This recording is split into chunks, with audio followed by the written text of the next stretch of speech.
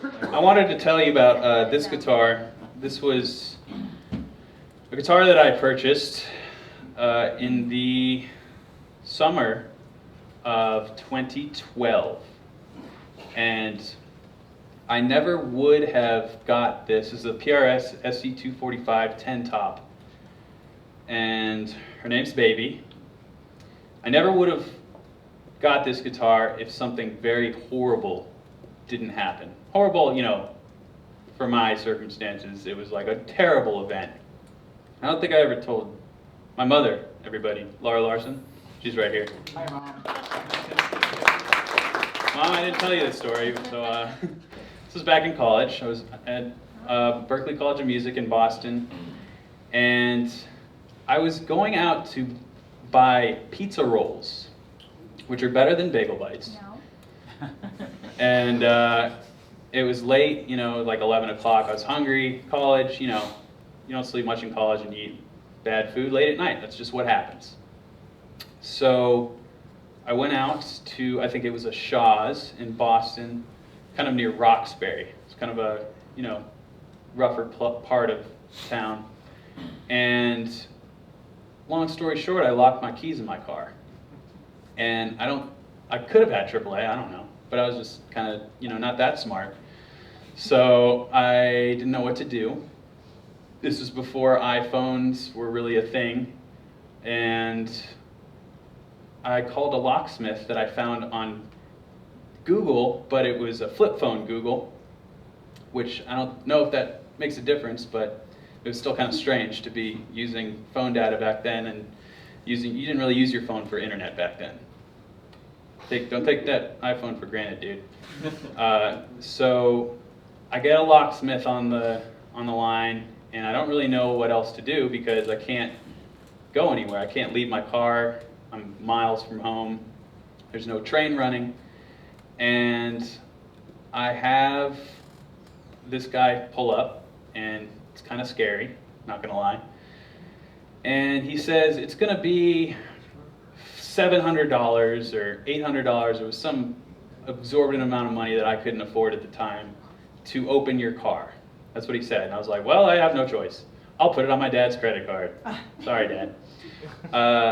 And so what he did was he put something in the door and did like a balloon mechanism to wedge the door open and opened the car. And afterwards, he's like, all right, that'll be whatever, more money than you have. So I was like, all right, cool, here's my credit card. He's like, no, cash. And immediately, you know, like, imagine if this was like a beautiful red. Or red PRS around here? Find the reddest red guitar.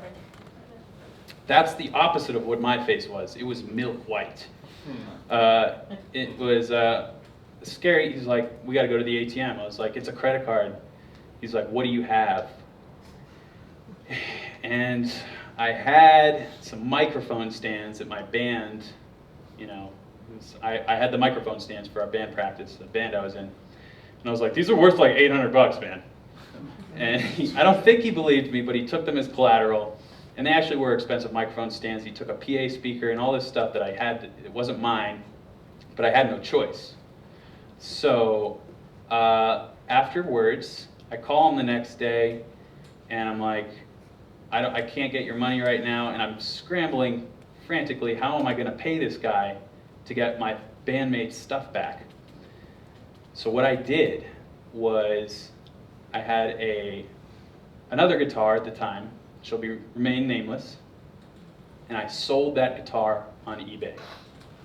It's my only guitar, and I borrowed my friend's guitar in between that period of time and the time that I got this, which I only got this guitar because I sold that guitar to pay off some crazy guy who had all my stuff. And I found this guitar in a music shop in Boston. I worked all summer. I went to that music shop every day, almost, because it was on my way home from work. And I played it, and I got to know the store owner, and I was like, please don't ever sell this guitar. I'm going to buy it. And I gave him $50. And this, I don't know if this is a regular arrangement. Maybe you guys can let me know if that's normal. Somebody coming by giving you $50 every other few days. But I love this guitar so much. Every time I think back to that, I look at this guitar, I'm like, this represents complete ignorance and complete bliss. And that's kind of how I feel when I play guitar.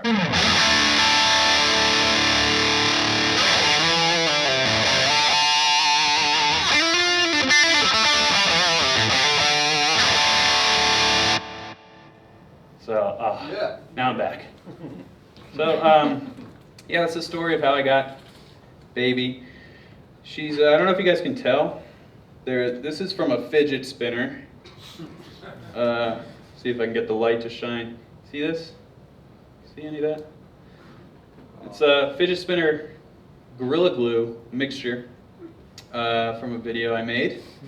This is from when I had a desk that was too low for my chair.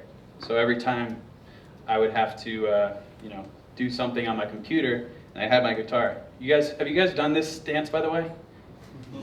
You know this? This kills your back after a while. I figured it out.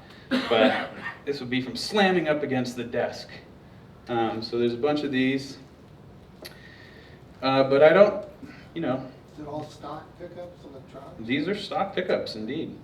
And maybe Clay would know what these are. This is I believe it's an 08. So they're just called 245 bass and treble. 245 bass treble pickups. The reason I like this guitar, aside from the heartwarming story of its origin,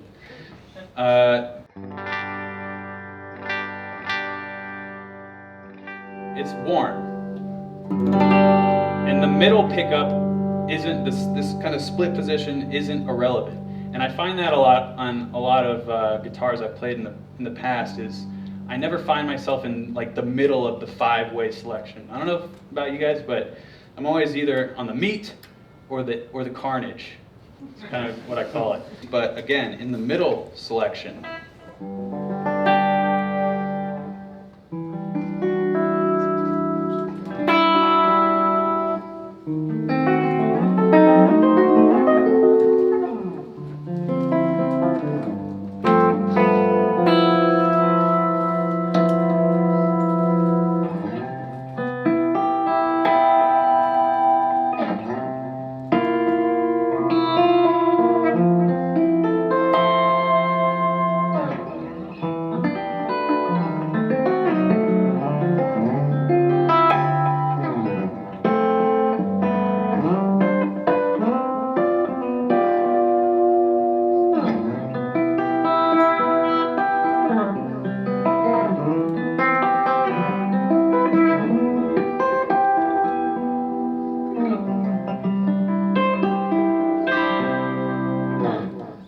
that's the middle.